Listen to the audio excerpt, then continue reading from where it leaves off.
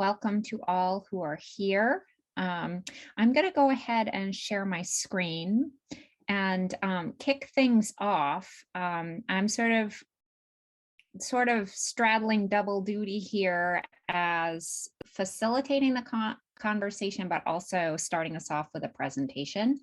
So let me just get myself organized a little bit here.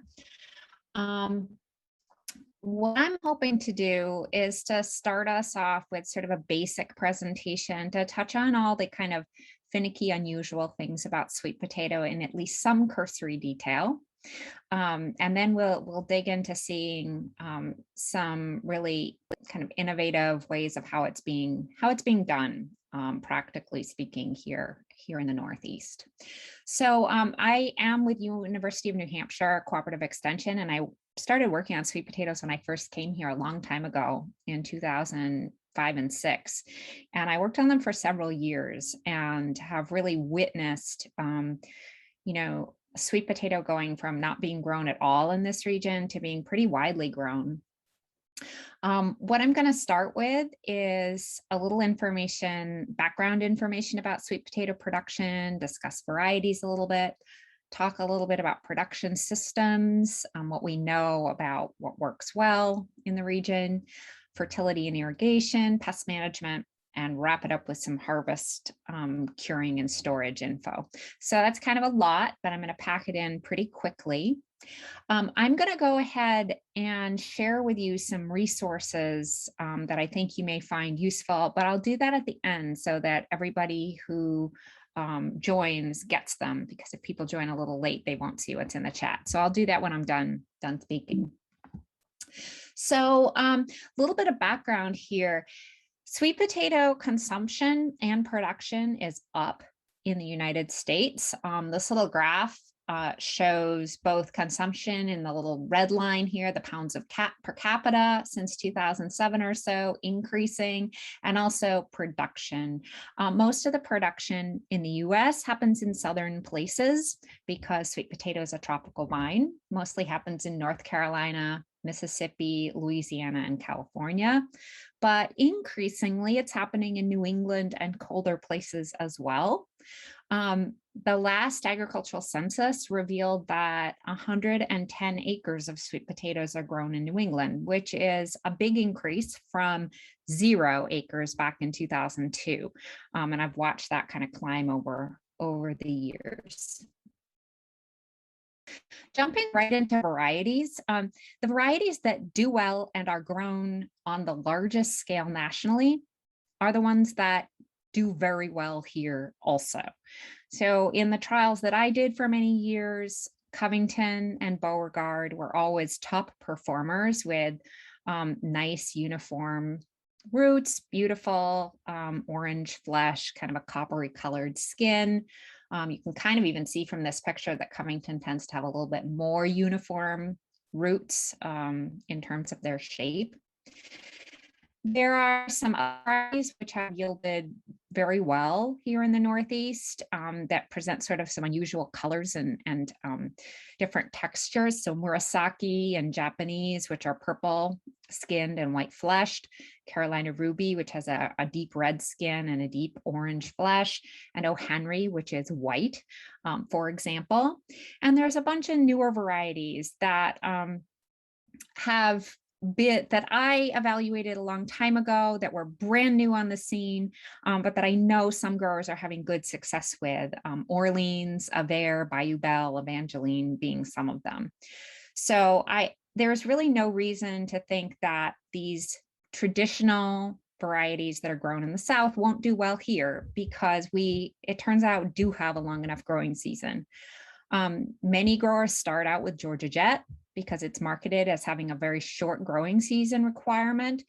But in reality, it's very, very susceptible to cracking and produces really a non-viable crop in many years commercially. And so it's not one that I think makes much sense for commercial production. So I would steer clear of Georgia Jet, despite the attraction of the short season component. This is some pictures of some beautiful Georgia Jets from some of my trials early on, full of cracks and whatnot. In terms of kind of new developments in varieties, I think that we may have some new ones coming down the pike in not that long that may have some relevance here, although they're not here yet. Similar to here in New England, Canada has experienced a big increase in consumption and production of sweet potatoes. And there's over 1,300 acres of sweet potato now grown in Ontario annually. And correspondingly, there's a breeding program there focused on developing varieties that do well in northern regions. And so this is some recent results when this variety 445 was first being evaluated back in 2017, but you can see it had higher yields than pretty much all the standard things that would have high yields and normally do very well in this region. So I think there's the potential for us to have some new varieties. There'll be, of course, limitations like they're in Canada that may be challenging, but currently the Canadian growers are buying most of their slips from North Carolina. So it may be possible that we might see that situation change in the coming years. Just talking a little bit about production systems, I mentioned slips. Sweet potato are vegetatively propagated, and we typically start by planting slips or sprouts that produce roots at the base, that the sprouts that come right out of bedded roots. So these are pictures of slip production down south in North Carolina, where the high quality roots are bedded, covered with plastic. Sprouting is induced, that plastic is removed, they're covered with row cover, and then those slips are harvested. And for us, they're boxed up and shipped up here. And those are the starting material we typically start with, although you're going to hear some different ways that can be tackled from the growers later. Interestingly, Canada's innovating here as well. While they're dependent right now on US slip production, they have looked into and have really developed an alternative strategy for producing sweet potato slips in greenhouses that are not being otherwise used. Keep in mind, in Ontario, there are a lot of greenhouses that might or might not be used at a given time. And there's this fantastic production guide that is full of really interesting information about how you might or might not tackle this and evaluating whether it is or isn't feasible. And I'll include the link for that in the chat when I'm done. So in terms of actually planting and production systems that we might use here, most producers are growing sweet potatoes on black plastic mulch, though not all. A slit or small hole is produced in that plastic, and the slip, which has usually quite minimal rooting, is put in there and firmed into place, and usually irrigated into place. So these slips are temperature sensitive. The soil temperature should be warm because they're chilling sensitive. It should be above 65 degrees. And for most of the locations in northern New England, that means sometime in June. In all the years that I did trials, I planted somewhere between June 5th and June 26th. This is in Seacoast, New Hampshire, but I use those same dates in colder part of New Hampshire where I live now with good luck, aiming to harvest sometime at the end of September to mid-October, just after that first killing frost or so. Spacing is typically 8 to 14 inches in a row and with 36 to 45 inches between rows. In major sweet potato production regions, they adjust this spacing based on the variety. Here, we mostly pick one and go with it. I use 9-inch spacing for all of my trials. And I'll just say that this time period is very, very critical, the transplanting, because these little guys do not have much in the way of roots. And so planting them, cloudy conditions, watering them in well, and making sure that they have plenty of moisture is really key to getting a good take and a good stand. As I said, most people do use black plastic mulch in this region, although it is not essential. I showed that it consistently increased yields, and a lot of other researchers have shown that as well. Probably not just because of warmth, but also probably because of water conservation and preventing the vines from rooting lots of other places. I found that row covers and low tunnels did not increase yields in studies that I did, but other people have found different answers to that question and do suggest using row covers or low tunnels to enhance yields. So that's something that I think the jury is probably out on, and it may be year to year dependent. I'm going to talk a little bit about some important considerations in terms of like things that are a little unusual to sweet potato. Fertility and irrigation is up first here. Sweet potatoes do not need high levels of fertility. 50 to 80 pounds per acre of nitrogen is what we typically recommend, and phosphorus and potassium according to what your soil tests indicate. But it is important to avoid excessive amounts of organic matter because that can trigger the formation of real stringy, hairy roots rather than nice storage roots. Water is critical for sweet potato production. It's critical at transplanting, as I mentioned before, because those little guys don't have much to support them and they need to be pretty moist. It's also important during storage root initiation. That's when the actual roots we're going to harvest form, and that's 2 to 3 weeks after transplanting. All the way up through, and really, really important actually at bulking. So when those roots really start to size up, and actually most of that is happening around here through very late August and through the month of September. Pests. There aren't that many, but the ones that there are important ones. And I want to just zip through the most important pests for sweet potato production and ones that you probably need to think about if you are growing any volume of sweet potato. Love sweet potatoes, and so I think it's pretty important because they feed on the foliage and therefore reduce the yield potential, and they can actually completely eliminate yields if you have high deer pressure. It's important to fence for those for deer if you have a significant deer population. Vole damage is very commonly mentioned. I think this is a big problem for home gardeners and gardener scale production, where it can be a little bit difficult to manage vole populations. It's less common probably for commercial production. The keys to managing voles is to making an environment not hospitable for them. So really keeping it weed free, mowed tight, and allowing predators plenty of access to voles. And in very high grass situations, that's around the fields, that's when voles are often a real problem, but they can be quite devastating. In terms of diseases and insects, there's a couple diseases that I think are quite common. The first one is exceedingly common, but not very devastating, and that's scurf, sometimes called soil stain. It's superficial, and so it doesn't really harm the quality of the roots, but it makes them unattractive.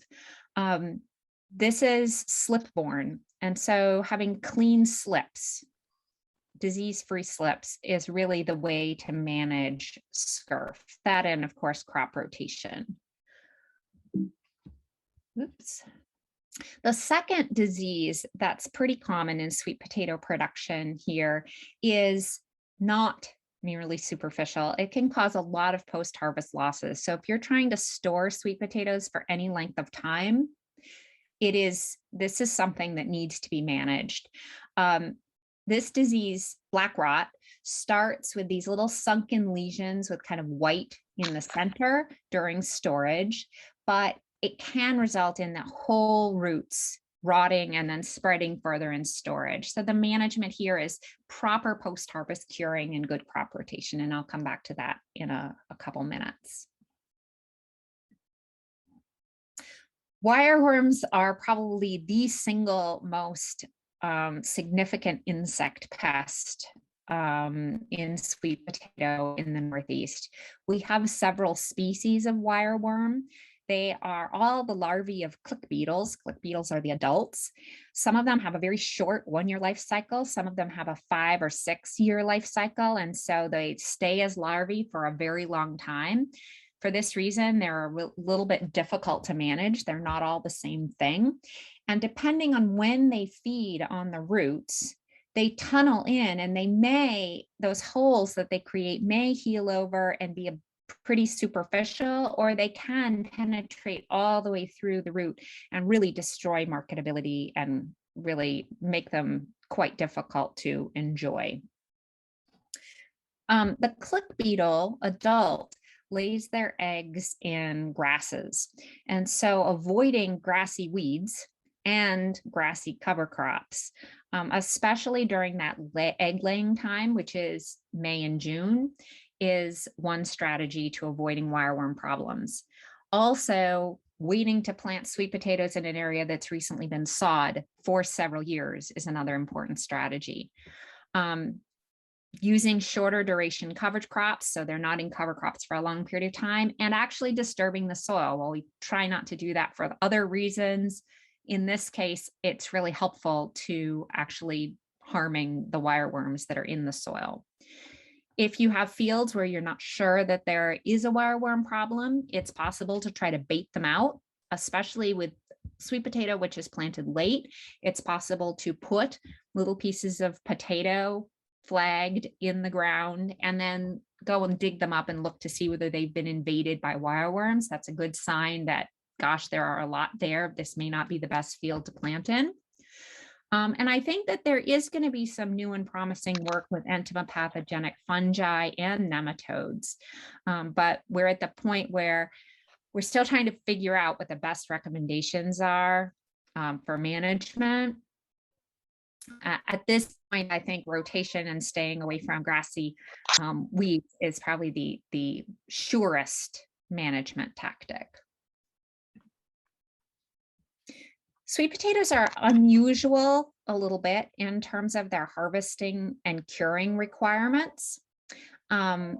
And so I'm going to mention a little bit about the timing of harvest and how important it is to set the skins, because the skins are very soft at harvest, and how they need to be cured. There's a fantastic guide that is available for you to look at called Post-Harvest Handling of Sweet Potatoes if you want to dig into this, and I'll share the link at the end with you. It's really excellent. So in terms of when to harvest, the answer for this is as late as is possible, such that they don't suffer chilling damage, because they bulk up a lot during the last month of harvest. And so yields increase enormously. If you harvest in late August, your yields are a fraction, a very small fraction of what they are if you can wait until late September or even October. That said, even if you have to harvest early, the post-harvest quality is not impacted. Like, they're small, that's fine. They're still going to taste sweet and wonderful. What is key, and this is a little, perhaps, let me walk you through this. Brix really correlates with sweetness and eating quality in sweet potato. And so high values, like up around 11 or 12, are really good tasting. Below that is kind of bland. So it doesn't matter what harvest date you look at. All these little symbols indicate different harvest dates from late August to late September. At harvest, 0 days post-harvest, they're not sweet. They don't taste good. Those Brix levels climb rapidly, and by 3 weeks after harvest, they taste good. And after that, it only continues to climb. So it doesn't matter when you harvest them, you still have to wait that period of time for those starches to convert into sugars. So if you aim to store sweet potatoes, and sweet potatoes store remarkably well, they can store up to 6 months, 9 months in excellent storage conditions. It's important to avoid chilling injury and sun scald in the field. So that means don't let the soil drop much below 50. When you dig them, Don't let them be exposed to sunlight for any length of time, and be very gentle with them. Their skins are very soft when they're first dug. One of the ways that commercial producers toughen those skins up a little bit is like with Irish or white potato, mowing the tops 1 to 2 weeks before you harvest actually helps set those skins to some degree, but they're still tender, and keeping those skins intact and being very gentle with them is crucial to a long-term storage. They also need to be cured to set those skins and to really heal any wounds that have happened. And curing usually takes 5 to 7 days at high temperature between 80 and 90 Fahrenheit and high humidity between 85 and 90%. And so in a major production area, they would put them in actual curing rooms where they can create those conditions and then move those roots into storage conditions, which are down around 55 to 60 degrees Fahrenheit and 75 to 80% relative humidity. If you have a spot that's excellent storage for winter squash, it will be excellent storage for sweet potato. But you don't want to get below 50 degrees because then we start getting into chilling injury problems. And that wraps up my overview to sweet potatoes.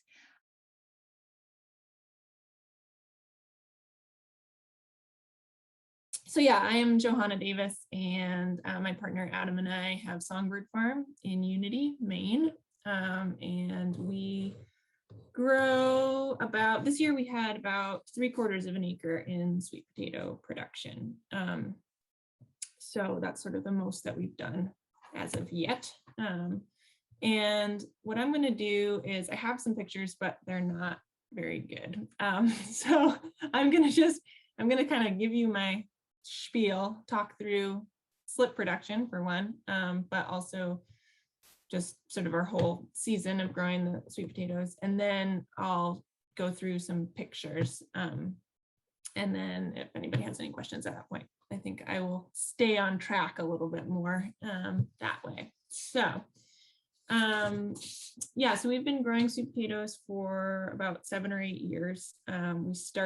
We were living over in central Western Maine in Starks, and on some really beautiful sandy river bottom soil. And the sweet potatoes grew great, really big and beautiful, really easy to dig by hand. That's what we were doing at that point. And then we moved to Unity to a great spot with really heavy, much more clayey, rocky soil, and didn't know if we'd be able to keep growing sweet potatoes. We're into it, but weren't sure if it would work, but they grew great here. So I would say, like, don't be intimidated by your soil type, thinking that they need to be this perfect sandy thing.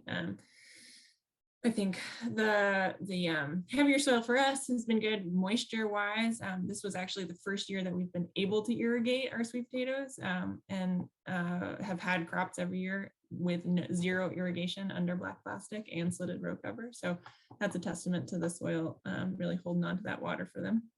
So that's a good thing. They are a little harder to get out of the ground here, but yeah, so we did little trials, not at all like Becky's real trialing at the extension, but we did try doing some without any black plastic, with black plastic, with just a slitted row covering and no black plastic, and then all the black plastic slitted row cover on top. And that for us has been the best way to get sort of top yield and biggest tubers in that, most uniform. And yes, we had, until a couple years ago, we were buying in slips. We brought them in from a bunch of different places, place in Delaware for a while and down in North Carolina. And same as you all were talking about, you know, they come really slimy and sometimes no leaves, or definitely no roots or whatnot. And so we started trying to do our own, and have, I feel like maybe it's a beginner luck now hearing Becky's side, but have had really good success with it. We sort of, our method has been that we usually start the slips early April. And what we'll do is just put a little bit of potting soil in a seedling tray, put sweet potatoes in that tray, whole tubers. You want to use small ones. So ideally they're like 1 to 2 inch in diameter. You can also use the, I guess, the like 2 to 3 inch, but the smaller ones like will fit in your tray a lot better. And they're also less likely ones that you're probably going to be wanting to send out the door. So that's handy for slip production. A number on that is that, this is not my data, but that a bushel of those sweet potatoes, about 40 pounds, can produce about 1,000 slips. Because that's been a tricky thing for us to gauge on, you know, when you're not just like buying them, how many slips do you start, how many potatoes, and for how long. So anyways, we put them in those trays, cover them with soil, and keep them damp, but not too wet. They really don't want to get wet, but just damp, and keep at 75 to 85 degrees with high humidity, like a 95% humidity. We have it in a space that's inside our garage. It's like a insulated, it used to be a walk-in cooler. So it's insulated. We can have a heater in there, and we have grow lights in there. So we just put the trays under those lights. It takes them maybe a week or 10 days to come up. But we just keep them on the lights regardless, and they'll just start slowly growing slips. Another method that we tried this year, was to, rather than putting them in the soil, just had them in trays underneath lights for 2 weeks. They did nothing to my eyes in that time. But then after the 2 weeks, then you're supposed to put them in water, and the potatoes that floated, you select those, which all of ours did. So again, this is my first year doing this. And then sort of go back to putting some soil in the tray, putting the potatoes in, covering them with soil.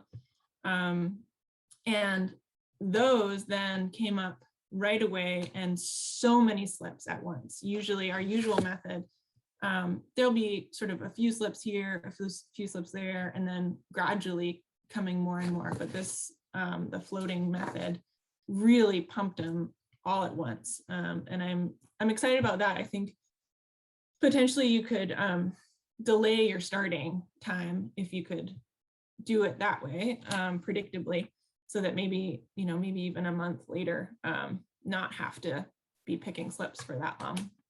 So a little more on our slip production. When we pick them, we're picking slips off every day or two. They want to be about 6 or 8 inches tall, with ideally around 5 nodes or leaves on them. Often they'll have some roots attached that's found some soil. Those ones will just heal into a bulb crate that has potting soil in it. If they don't have roots, we'll put them in water for a day or two. You don't want to leave them any longer because they'll start getting really rotty. But those, you'll see roots coming out really, really quickly. And then we just stick them out in our greenhouse, and they just live in those bulb crates for a couple months. They'll vine somewhat, but they really don't grow a whole lot. And yeah, it's worked well for us. One pest issue that we're coming on more and more is the I can't even actually remember what it's called, but it's the super metallic covered. I wonder if Becky can help me on this.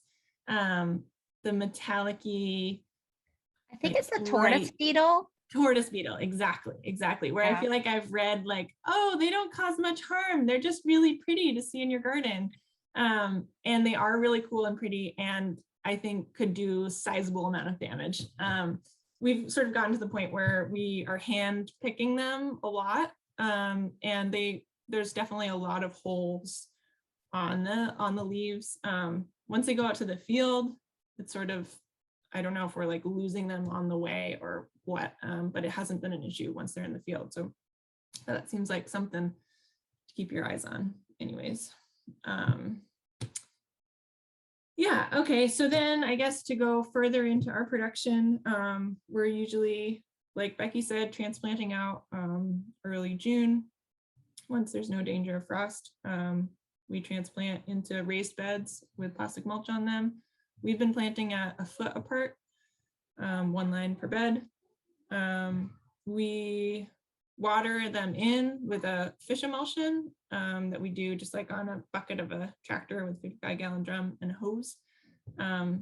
And we had, like I said, we hadn't had irrigation until this year, so that way we like could really water them in. But even with drip, I feel like giving them lots of water at that initial transplant really helped them.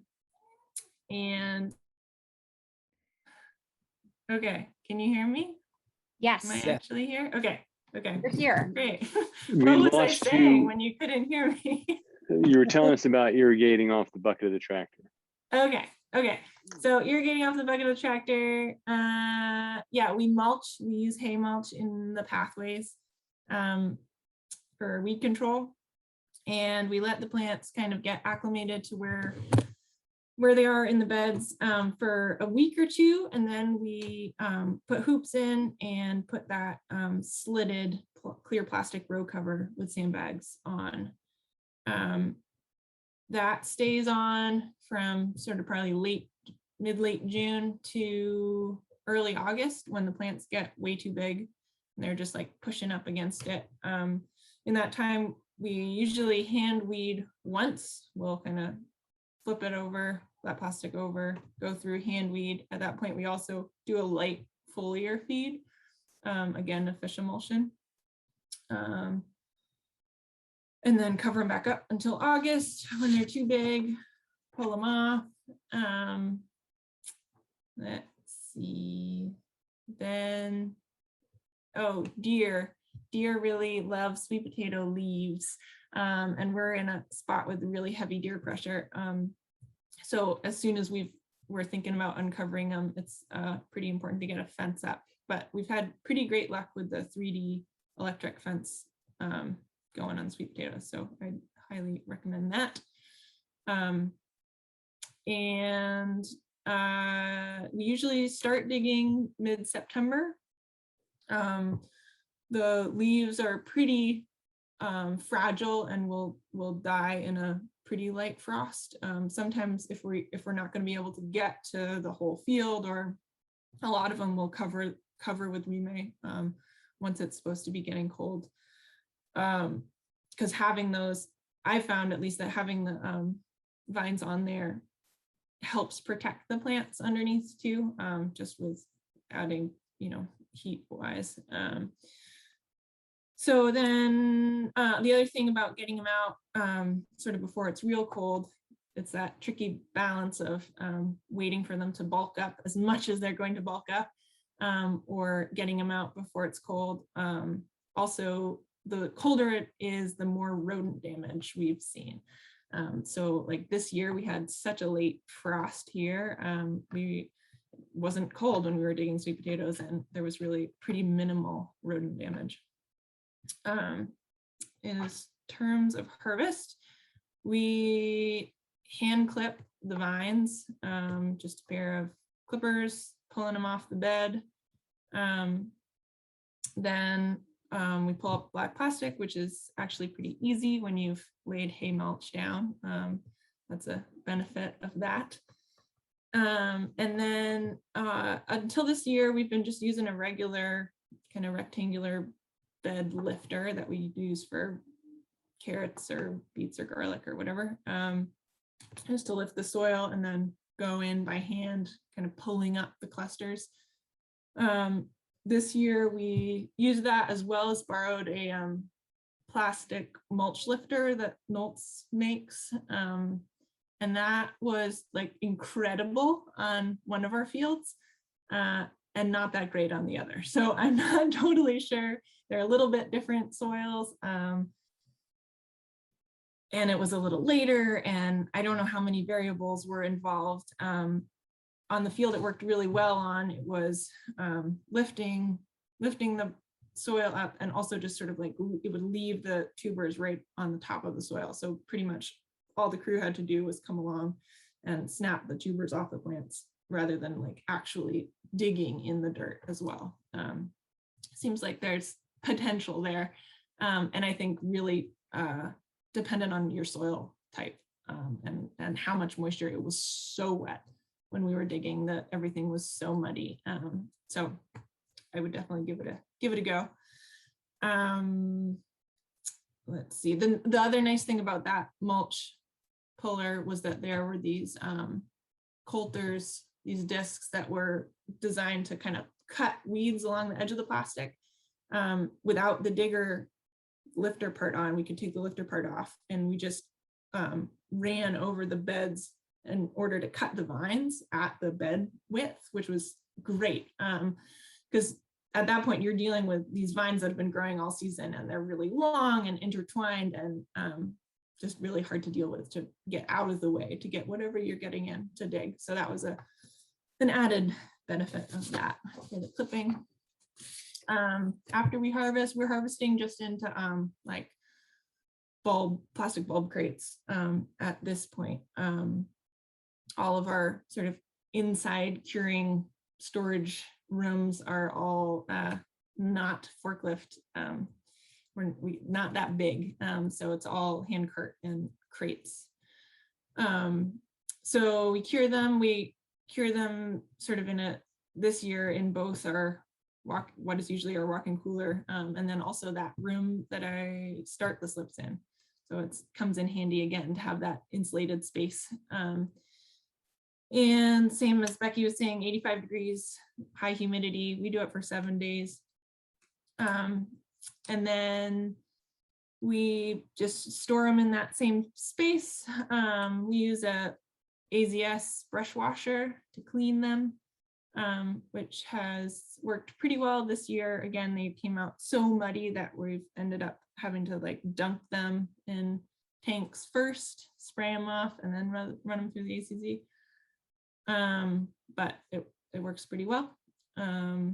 And then we're packing them mostly into bulk 40-pound bushel boxes. And then we bag the little ones as baby sweet potatoes.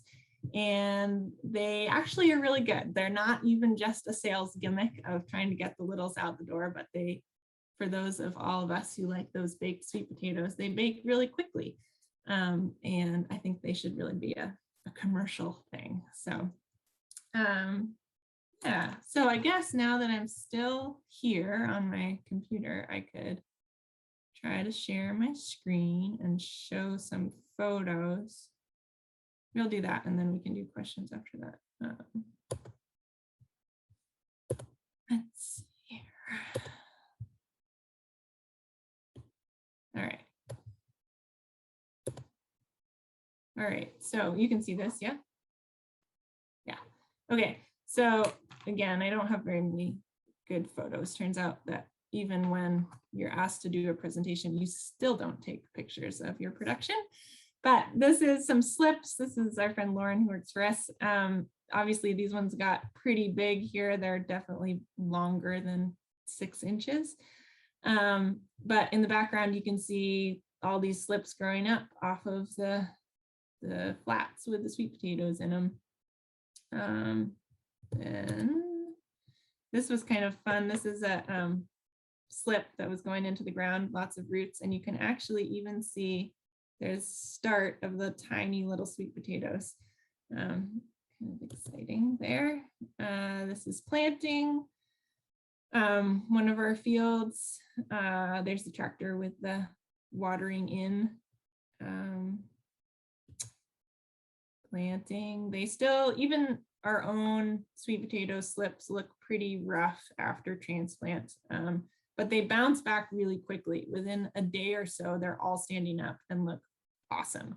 I felt like when we bought in slips, they would take a lot longer, like you also were saying, and we would lose a pretty sizable portion of them, and always sort of intended to go back and replant where they died out, but often didn't. So another reason why starting our own has been good. That's a field that's mulched. You can see they're happy now. It's like we have a billion crows in our field, but they're just sandbags. And then there's that slitted row cover, basically just a little mini greenhouse. And then like once this is on, you can just walk away from the field for a month. There's nothing going on, which is pretty nice when you've got a lot of other crops going. Really happy in there, moisture, heat. They're vining out now. They really cover that pathway. So, you know, if you're trying to cultivate, that's another issue, is that they spread, but they're not a super thick carpet until later on. Here we're taking in a different field, taking the row cover off. And now you can see it's gotten pretty filled in. Trampling vines definitely, but they bounce back pretty good. That's like sometime in late August, I think. Sweet potato C. That is not a very good picture, but this was, I think, where we were using that, the mulch puller, and this was driving over a bed on the left-hand side of the screen. You can see a little indent. Anyways, that's where it was cutting, because otherwise it's just this massive C. And then when it was working well and they were kind of left up on the surface, that is that. So I think that's all I've got. If anybody has any questions for me, I'd be happy to chat. I have a question. So how many slips were you producing? Like how many slips were you planting out in a year? Yeah, good question. I could do a little math real quick. Let's see, this year we did 40 200-foot beds. So that's like 8,000. And how much space in a greenhouse did that take up? It was probably a bunch. We put them on our like seedling tables that are like 4 by 10, and I would say that was like at least 6 tables. You know, you could do them more per bulb crate. It's more like getting them, like healing them in well, that's tricky. Because I think you could definitely put them in more. We tried at one point of just like healing them into the ground in the greenhouse, like in our seedling house, but we don't keep our seedling house warm enough, so having them on the tables was a benefit. But if you did have a seedling house that was actually nice and warm, and the soil was warm, that could be something, because then you could really cram them in well. And how large do you think you can go with your system that you're developing? Do you hope to expand, or like is that? Yeah, I don't know. It's hard. Yeah, we've got so many different facets of our farm, that on one hand, yes, though it's sort of like at this point we don't have enough storage space. Like we don't have a cooler right now, which is like kind of crazy because we have sweet potatoes in it because there's no other place to put them. So it's sort of, yeah, we expanded more than we should have on that. I like it because it is so, like, there's these times of work where we need a crew, but then there's also, you know, several months where we don't. And that's sort of our model on the farm already, is that we just have one part-time employee. And then we'll hire on for like transplant and harvest. But yeah, I'm not sure. We may sort of stay around an acre. I'm curious about what variety you started with or what varieties. And if you, I know that different varieties have different tendencies to sprout well. And I'm wondering if you experienced that and found that they varied. And I guess on a related note, sweet potatoes have a high mutation rate, and so they tend to change over time. You must have some roguing strategy or strategy to keep them clean and nice and good looking. And I wondered if you might like be able to tell us how you tackle that. Sure. Yeah. So mostly we're going on Covington original rootstock at this point. We have grown Beauregard and Orleans as well, but not, I think Covington is all that we've done slip production from. Though actually we did some strange purple skin and flesh that we just got at the grocery store, but they sprouted fine. Anyways, yeah, the mutation thing is definitely a thing. Like we have a lot of different colored sweet potatoes right now, and that is proving to be a little bit of a problem in that people like to know what they're buying. They all taste good, so that's the one thing that I feel like they all taste pretty much the same too. It's just like there's a nice orange one, and then there's a yellow one, and there's sort of like a mottled orange yellow one.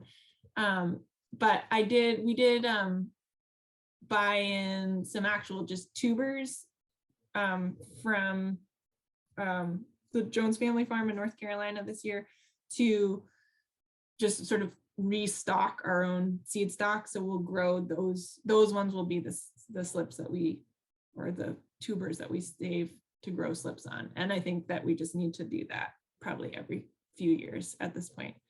It was interesting, like growing those bought in or slips from bought in tubers next to ours.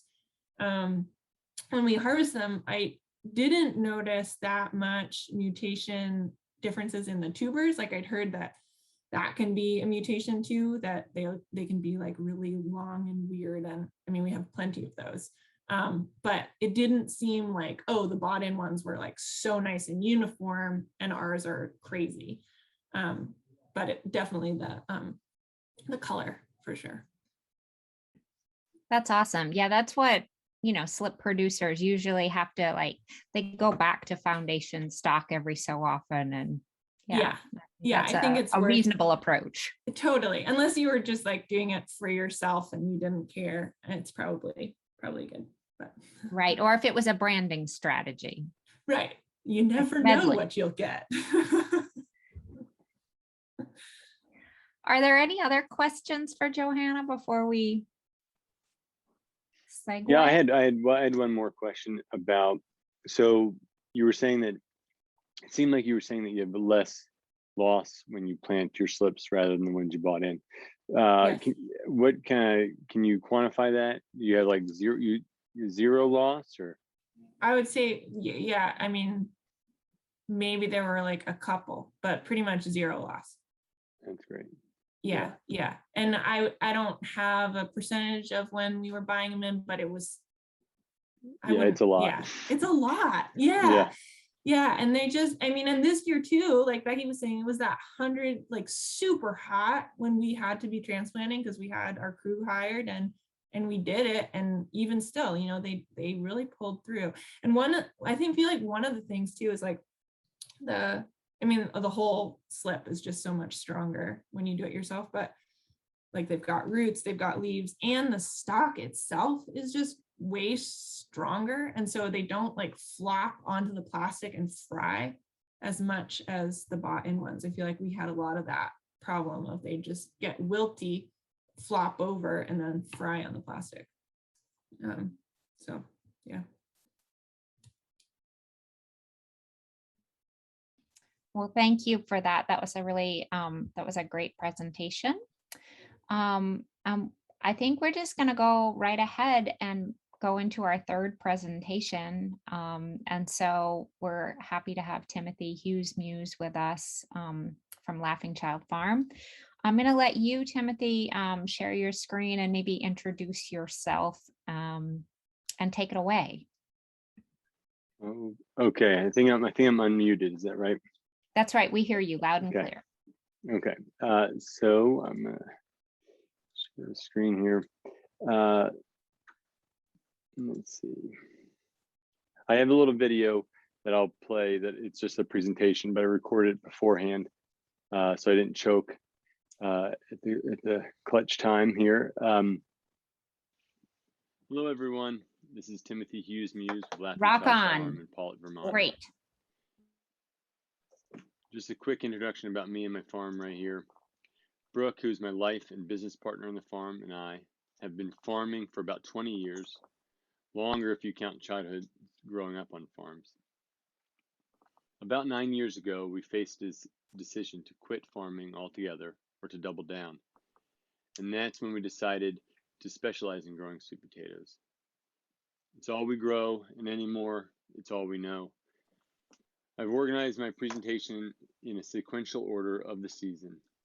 Please take note of your questions and we can cover those at the end. The information that I'm sharing is the latest iteration of our processes. Over the years, we've tried in every way we can think of to accomplish different tasks safely, efficiently, and economically. I could fill another presentation with the iterations in equipment that we've built and tried and then it's failed. We hope that the practices you see here are improved upon and that when you develop a better practice on your farm, you're willing to share that innovation. Another side note here, and I'm sure you're aware of this, but I feel better if I come clean and tell you that I actually know very little.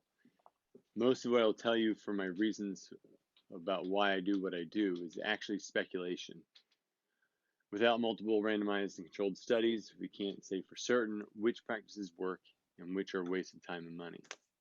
I will try to point out when I'm speculating, but occasionally I will use demonstrative language that makes it seem more certain than it actually is. So consider yourself warned. I'll also tell you that in my vernacular, potatoes means sweet potatoes, and I use other terms to refer to the other type of potato. I will also take a moment here to acknowledge that we are living and working on Abenaki land. We recognize the indigenous culture and people that existed in Vermont long before the Europeans arrived in North America. We take our stewardship seriously with an emphasis on caring for the land. So the work of good potatoes starts the year before, but actually it's more like 2 years before. And what I really mean by good potatoes is, large tubers, about 1 pound, in the shape of a soda can, about that.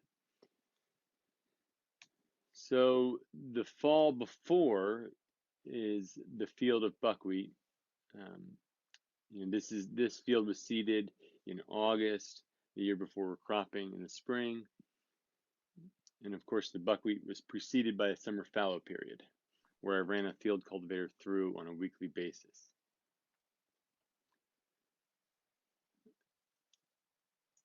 The summer fallow period is for rock picking.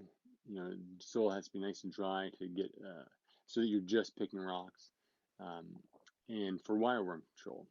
Wireworms and click beetles are different stages of the same animal. Click beetles prefer to lay their eggs in moist soil with host plants, so we try to make those conditions unfavorable for the click beetles. And so, in our opinion, wireworm control is really about reducing larval populations by reducing that egg laying and by outlasting the existing populations. So, as the wireworms mature, it takes about 5 years for them to mature and move on, and hopefully, their wireworm or click beetles will lay their eggs in that field. So, late summer seeded buckwheat is a non-host species for that wireworm.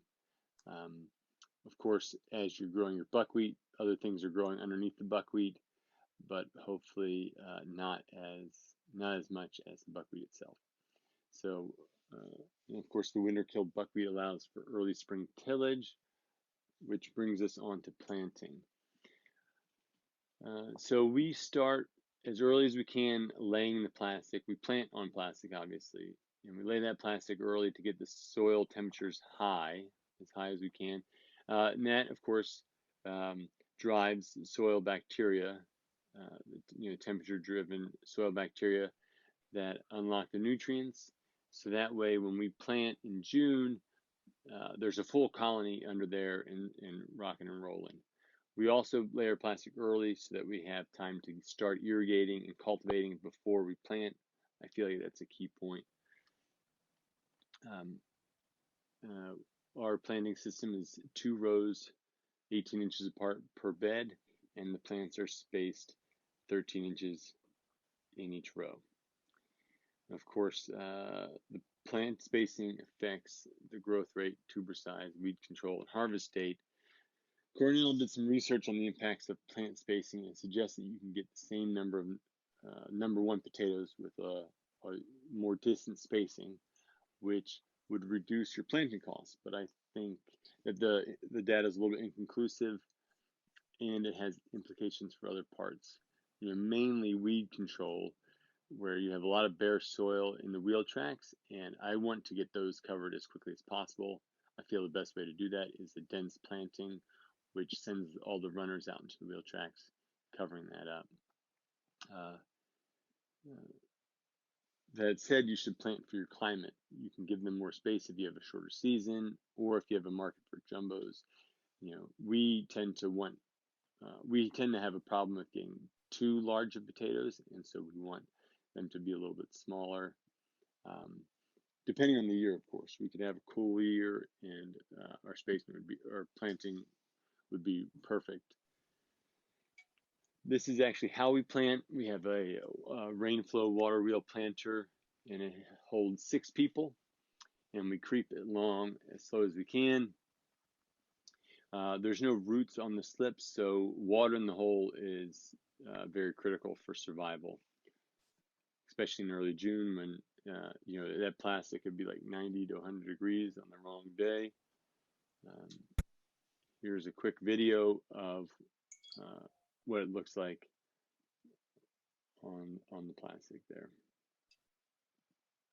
The raised beds really do help with moisture control and warmth.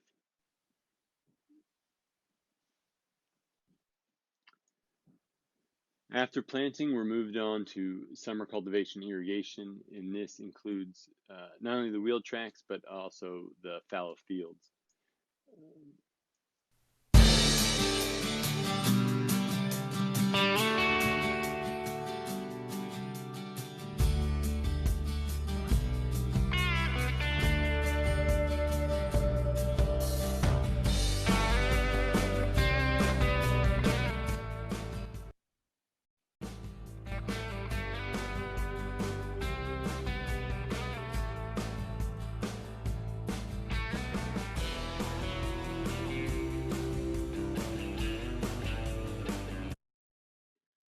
Sorry, I didn't realize there was music in that last slide. So we cultivate the wheel tracks. You can see in this on the left-hand picture here, that's just after planting. The potatoes are still green. They'll die right off, it looks like. The first 10 days are the scariest. About 14 days is what you get in the top right-hand picture, where you have a couple. They're standing more upright, and you start to have a leaf or two sprouting out. At that point, too, you should have a couple of hair roots growing off the bottom. I wouldn't pull them up to check, because you'll probably end up killing that slip. But you should have those hair roots sending stuff out at that point. By late June is the bottom picture in this set of slides, and you start to see many more leaves, and the plants are sending out they're starting to send out the shoots from the main plant. And by mid-July is what you get here on the left-hand side.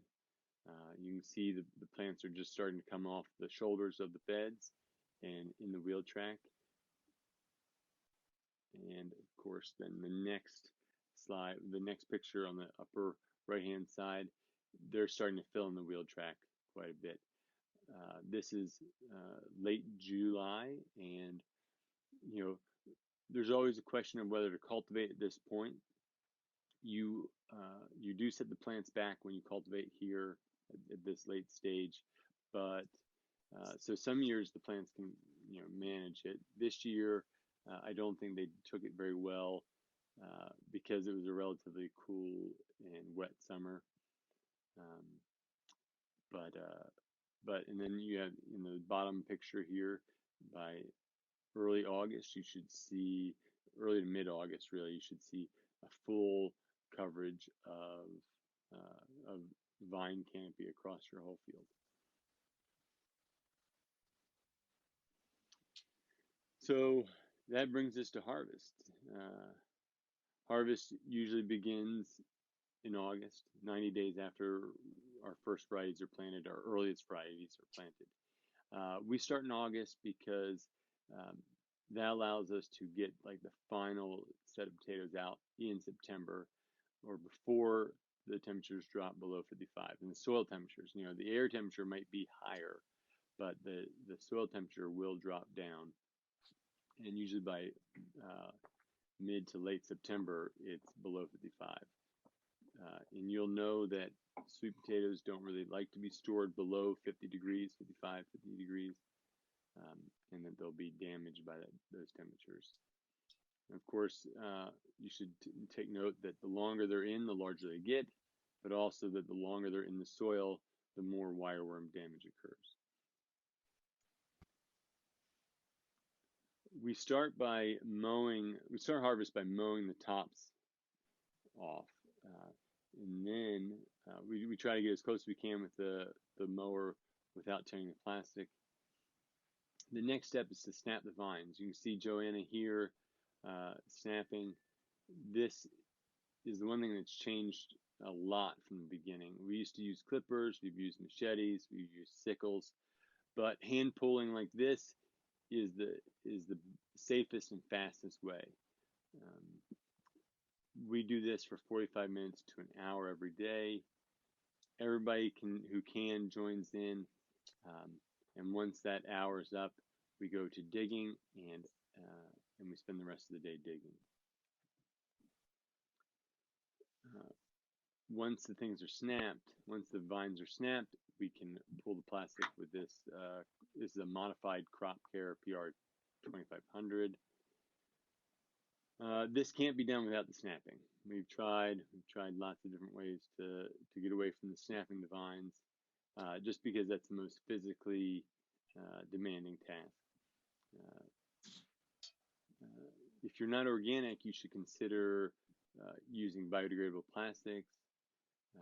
And of course, bare soil is an option, but we have never tried it seriously. And reports I have from other growers in the north make me very skeptical that it could really work for us, or at least work for us year to year. Although in southern New York State, I know growers who do crop on bare soil. Here where we are in Pawlet, Vermont, is the same latitude as Kennebunk, Maine.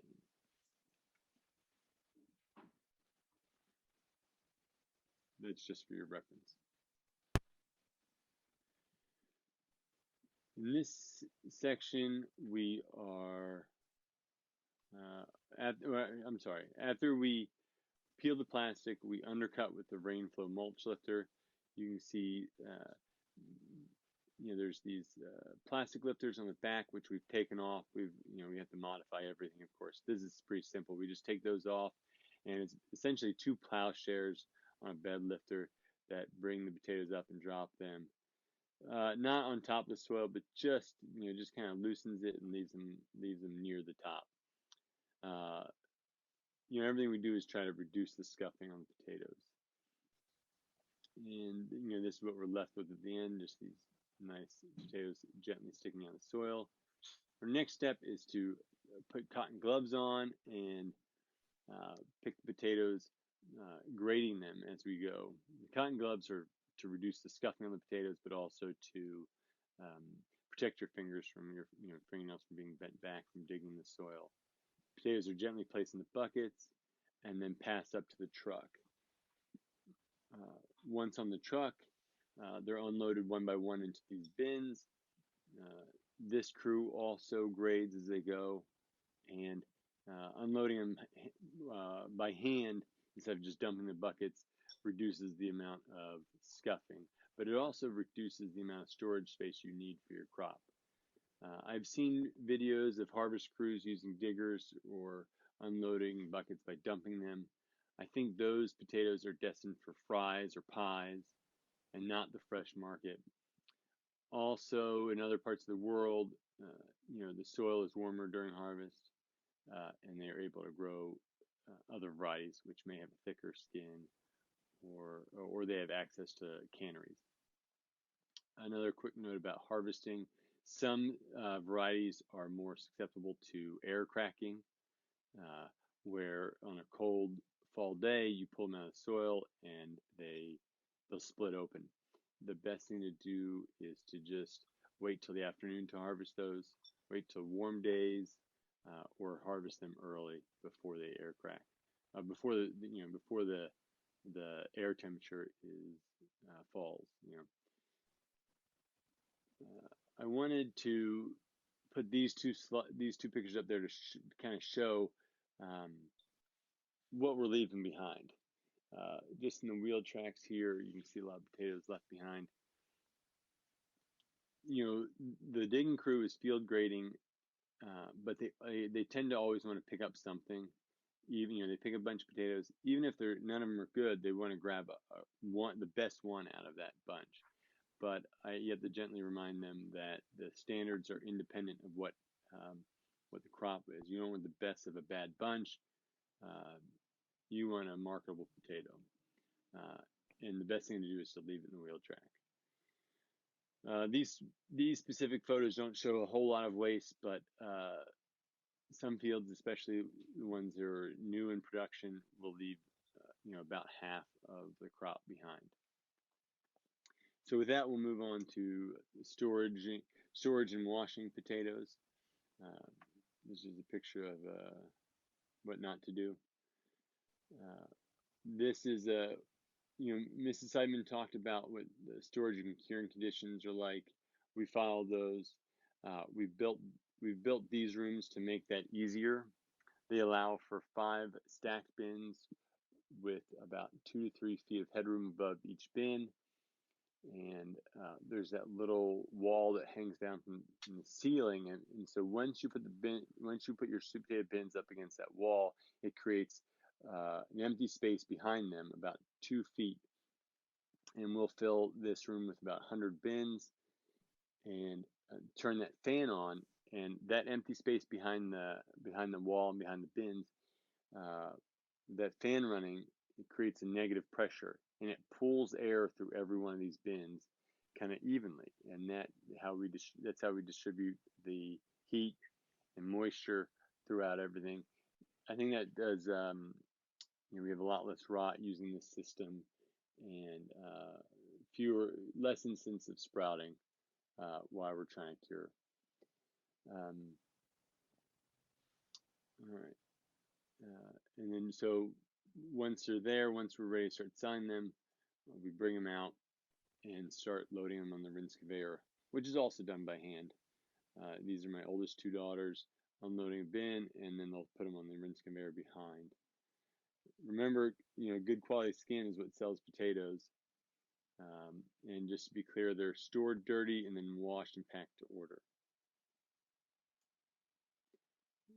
Them coming out of the rinse conveyor, glistening in the sunlight. This is just an overview of what our packing line looks like. You see Josh in the back unloading and setting them onto the conveyor. And then as they come out, we grade them into the various types of grades right there. So nothing too fancy for a pack line. Some things are loaded directly into a cardboard box for sale, and others are stored for a little bit in these orange bins before they're sold. Sweet potato grades are what you see here. You know, mostly we're looking for cosmetically perfect ones, jumbos, which are like extra large, supersized, big easy peelers. And then, you know, what we sell is commercial, or like our medium-sized potatoes, and they might have a single cosmetic blemish, like it might be a weird shape, or maybe they have a scuff or a wire wormhole. But anything with like 2 wire wormholes, we throw that away. And last thing we do in the season is take care of the fields by disking and then seeding them to winter rye and vetch. If anybody has feedback on whether it's cost effective to seed vetch for a short season cover crop, I'd be interested in hearing your opinions on that. My sense is that late season click beetle egg laying is rare. I think they're laying in the summer months.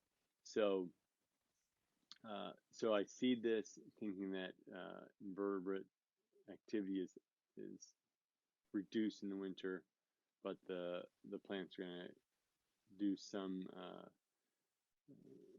good for the winter cover crop. So I just also I'm careful to make sure that I deal with the winter rye first thing in the spring before the click beetles are active again. That concludes. Thanks for listening and watching, and we'll start taking questions now. Thank you very much. I will hop in with a question. I have a lot, but I'll start with one. I'm curious, what are your primary markets for the sweet potatoes? It looks like it is largely wholesale. Is that? That's right. Yeah, entirely wholesale, but not like to distributors. It's mostly we sell to retail grocery stores, independent grocery stores, but not even any big ones like Hannaford's or anything like that. So those are always proving to be too big. And I should offer up some data about the size. We're growing we order 400,000 slips a year, and we are in the range of about 450,000 pounds harvested every year. And just like Johanna, Brooke and I, and we have one full-time person, and then we hire in help for harvest and planting. And of course, we have our kids are we have 4 daughters, and they help out a lot. So. And your only crop at this point is sweet potato? That's right. Yeah. That's awesome. And if after Johanna was talking, I got to thinking I didn't really address how we handle our slip loss in the spring. It seems like it's something that people are troubled by, but it's also it took so we were ordering our slips and getting them trucked up here from North Carolina as well, but not having good luck with that. And so what we ended up doing is started sending trucks down. So we find out what day they're harvesting. We show up that morning, load them up, drive them here, and we start planting them as soon as they get here. And then we don't stop planting until they're in. The other thing that we do is just really push the planting crew, to make sure that everyone they put in is a winner, because they'll do kind of a fake planting. When we're doing that many slips, everyone goes in right on, make sure it's got water, throw away, 1,000 slips come to a box, but we're only planting 800 of those because they're not good. Not every slip is a winner. but everyone we plant wants, we want it to be a winner. So. I guess I'm curious for both of you and for the other folks on the call as well. I would love to hear your perspectives from any of you about what you view as the biggest challenges for sweet potato production in the Northeast at this point. I mean, I think we've heard like there are some issues with certain kinds of pests and so forth and slips. But I'm curious what you guys think the future is for this to expand and for more, either to expand your production or maybe yours is where it's at, but to expand into more growers having success with sweet potatoes. I'd love to hear from any of you your perspectives on that. Yeah, I think for me is the sustainability of with the reliance on plastics to produce the crop, and I think that goes like with sweet, it's sweet potatoes, but it's also a lot of crops actually throughout the Northeast and everywhere where they're using plastic. So if there was, it's a financial thing, but it's also an environmental aspect too, where if we could, it'd probably be labor savings. It would also open it up for a lot of people. I think are turned off by the amount of physical labor involved in snapping those vines, but with the people I've seen grow on the biodegradable plastic, they're able to just kind of flip it over and not have to pull plastic. So. Yeah, I'll maybe add to that. I didn't mention, but when midway through my experiments working with sweet potato, our research farm has some organic land, but also conventional land. And I always raised the sweet potatoes on conventional land. And we did switch to using biodegradable mulch at some point. And I will say it really was a game changer in terms of being able to get the plastic off and get a cover crop on there in a reasonable time frame. It definitely did make a difference. Was easier to contend with and work around, I would say. Mm-hmm. Yeah, in our system where we're cultivating a lot, it'd be really helpful to be able to use it. Definitely seen at a small commercial scale, some growers having success without using plastic, but the examples that I can think of are, they're even in very, very very northern New Hampshire sites. The examples are, they tend to have really pretty sandy soil, so it warms up well in the spring, and they rely heavily on organic mulches between the rows. And so there's some weed control that has to happen early before they canopy over. But they tend to be real small and focused on weed control such that it doesn't get out of control. I mean, so that they don't, it's not at a large scale.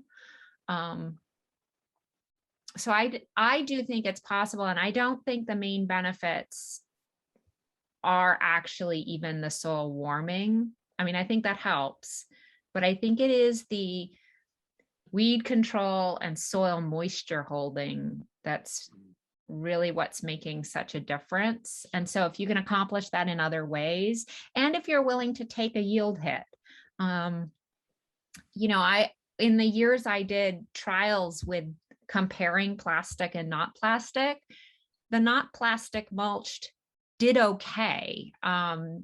It actually, they did okay as long as I controlled the weeds. They just had a reduced yield compared to those plastic mulch beds. Of course, they were small scale and they weren't many acres I was trying to manage. But yeah, I definitely think at a small scale, and if very high, if you're willing to take a small yield hit, I think you could do it.